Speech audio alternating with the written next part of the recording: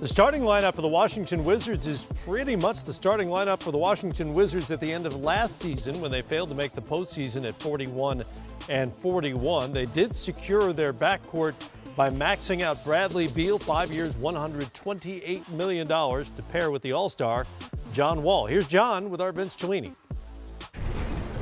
Spending time now with John Wall of the Washington Wizards. And John, I want to start with missing the playoffs for the team last season. How much did that eat at you at the time and during the offseason?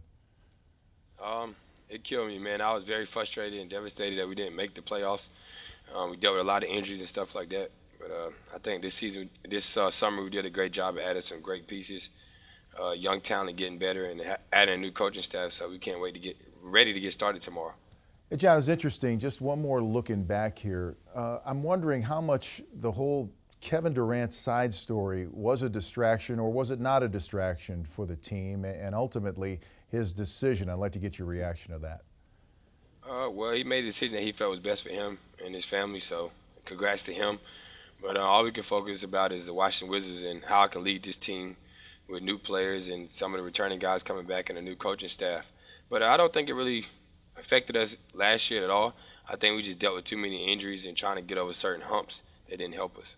Yeah, speaking of injuries, you've had procedures on both knees, and I understand the left knee a little more serious. This puts you starting the season October 27th in Atlanta somewhat in question. What can you tell us about your status and returning? Well, I'm just taking my time right now, listening to my doctors and trainers. I have been ramping it up, doing a lot of one-on-one and three-on-three, and just getting a lot of conditioning in and trying to get in shape and losing a little bit of weight. But other than that, I'm fine, and I'm not in no rush to get back. I'm just listening to what my trainers and stuff say. Yeah, John, it's interesting. Scott Brooks, your new coach, said that obviously you're a great player, three-time All-Star, but in his estimation, he said you can take it up 2 or 3 levels.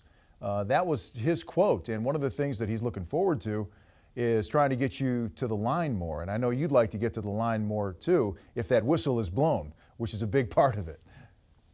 Oh, yeah, definitely. I think I'm nowhere near reaching the ceiling of where I can be.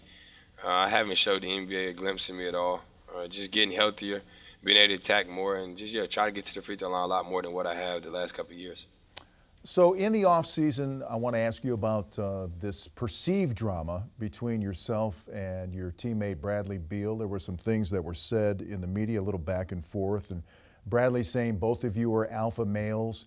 And of course, we love to talk about the chemistry between you two. Where does that sit right now? Is there room for improvement, or is it about where you think it should be?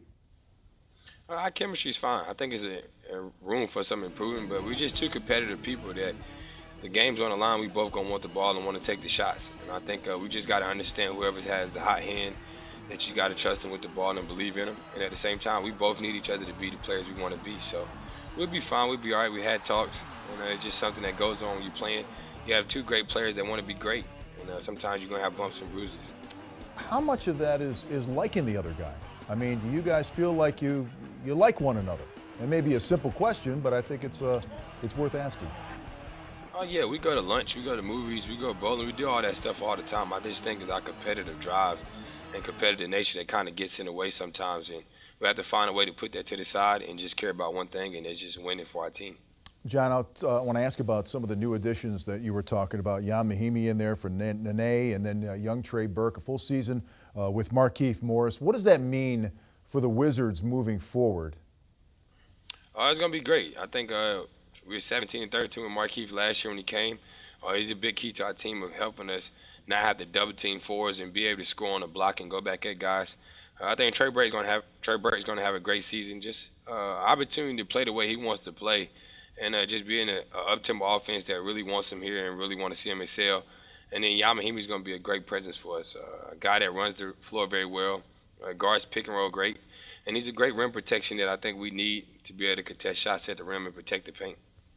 What are your conversations? Can you let us in a little bit on speaking with Scott Brooks and maybe how he wants to use you and some of the things? He had a dynamic point guard, obviously, in OKC with Russell, and maybe what he's bringing to the table and you guys getting on the same page. Yeah, I think he's going to use me in a lot of different ways than I probably have been used in my first 6 years.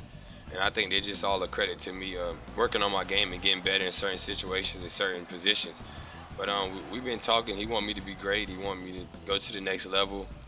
He wants me to compete on both ends for a full game and not take plays off. And I think that's something I'm willing to take the challenge and see what I can do with it. John, before I let you go, you recently wore a Dallas Cowboy jersey to a Washington Redskin game, and I know that your mom's a Cowboy fan, but I was just wondering, did you get pushback about that from Washington fans, are you still hearing about it, or was it no big deal? I heard a little bit about it, but you know what I mean. I just brushed it off and kept going. It was a great game, and my team won, so we'll leave it at that. All right, John. Well, listen, we wish you the best in health and play this year. Thank you for stopping by, and best of luck. Thanks for having me. Y'all have a great day. Take care.